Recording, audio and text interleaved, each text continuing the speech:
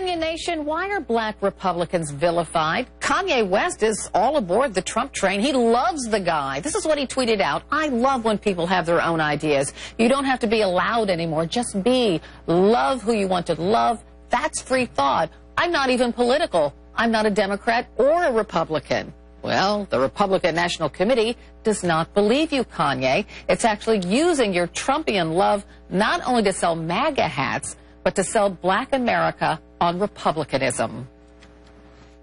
Because I believe in the values of the Republican Party as an African-American man. To be among friends of the African-American community is a warm feeling. The Republican Party is the party of freedom. As Frederick Douglass said, I didn't have an intended to be a part of any other party than the party of freedom. I'm a Republican because, first of all, I'm a Christian and I have beliefs and standards that the Republican Party has in its platform. It's our historical home, and we just need to return home. I just believe in traditional Christian values, and that's why I'm a Republican. I'm a Republican because I'm really attracted by the limited government philosophy. I am a Republican because of the values that I treasure. It was, it is, the party of liberty, the party of freedom, the party of individual sovereignty.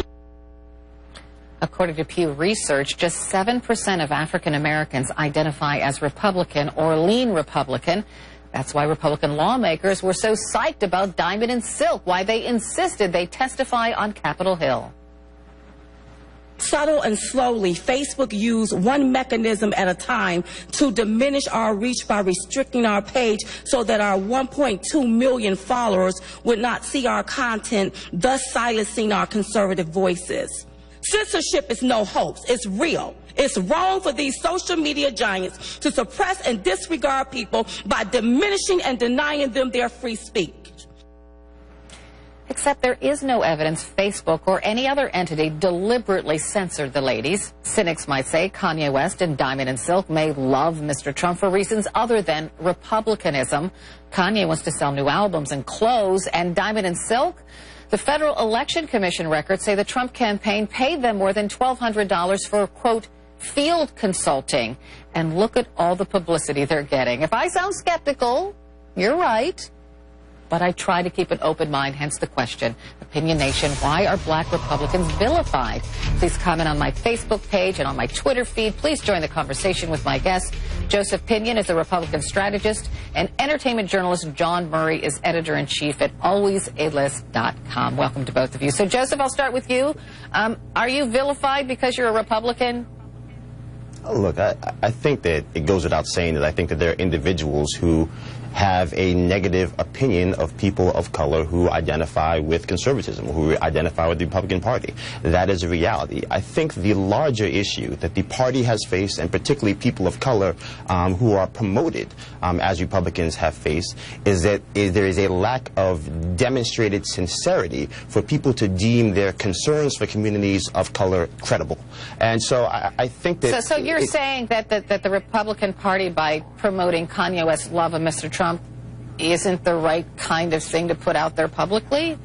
Look, we know concretely the work that needs to be done to improve African-American acceptance, or a willingness to even be trying to talk about conservatism. It's been done in the Growth and Opportunity Project that was put together by Rance Priebus. We understand intuitively that when you have an entire community that does not feel as if the individuals that represent the pillars of your party take the needs of their community seriously, criminal justice reform, talking about inequality in our schools, right? You can't just choose to talk about Chicago when you want people to shut up and be quiet about the other issues that they don't agree with you on. So John, well, I'll ask you the same question. Are black Republicans vilified? And if they are, why? Well, listen, Carol, since the Emancipation Proclamation, African Americans primarily voted Republican up until 1964 when Barry Goldwater went up against LBJ and he opposed the Civil Rights Act. Jackie Robinson, a very prominent Republican, turned against the Republican Party and actually supported LBJ, the Democrat. And that's when black people pretty much migrated to the Democratic Party, because the Republican Party candidate opposed the Civil Rights Act.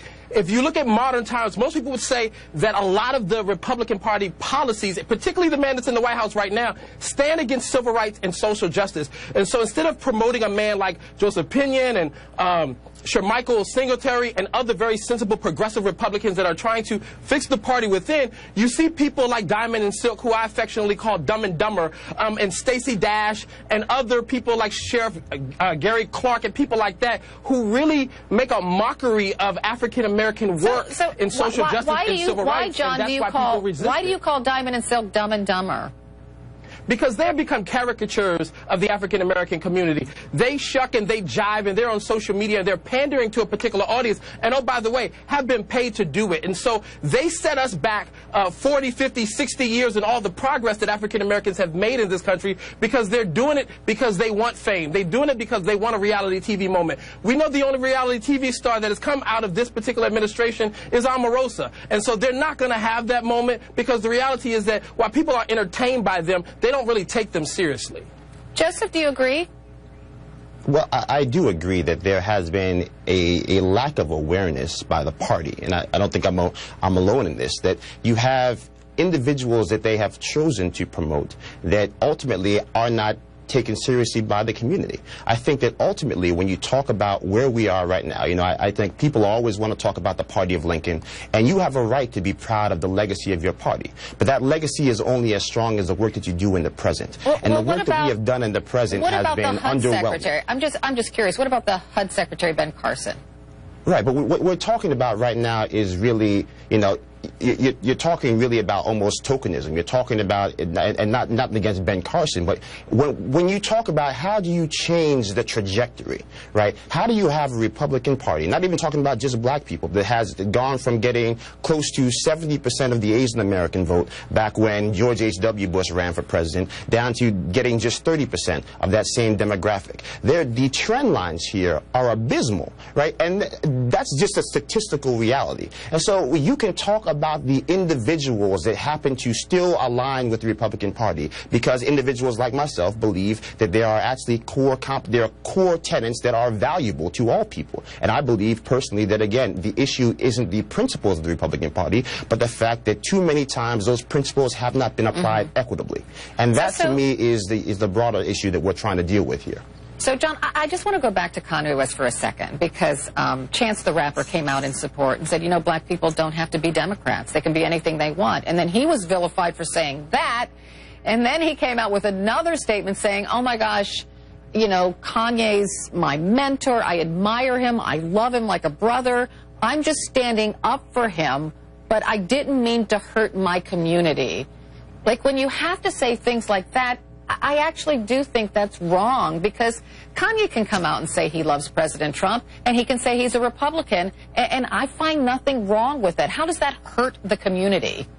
But there's several things here, Carol. First, just from a community aspect, there are people who are suffering. There are policies and things that this administration are doing that people in the African-American community don't believe that they can survive. This is an administration that would not come out and denounce neo-Nazis and KKK members. They're good people on both sides, is what the President of the United States said. So when you come out and you support an institution like that, when you wear a Make America Great Again hat, if the people in this administration could make America great again, Kanye West and a lot of his supporters would be slaves again. So let's deal with that. In regards to Chance the Rapper, you know, it's about timing. Don't let your good be evil spoken of. Yes, you want to stand up for your mentor, but we also have to acknowledge when our mentors are making a mistake. And let's be clear here. We're having a logical conversation about politics, and we're lumping Kanye West into it. But we're also talking about a rapper who was institutionalized in November of 2016 for a mental health psychotic breakdown. So we have to govern ourselves accordingly and handle him with care. What are you suggesting, John? I'm suggesting that he could be operating in his psychosis right now. I mean, his wife did come out and defend him. Because he likes President Trump? Absolutely, because the reality is that in addition to the Trump tweets, there have been almost 100 other tweets that have dealt with a variety of issues that really lead to 2016 when the man was having a breakdown and had very similar activity. Wow. Okay, so this is a very fascinating conversation, and I wish it could go on, but thanks to you both. I enjoyed it. Joseph Binion, John Murray. Prince Louis Arthur Charles, what do you think?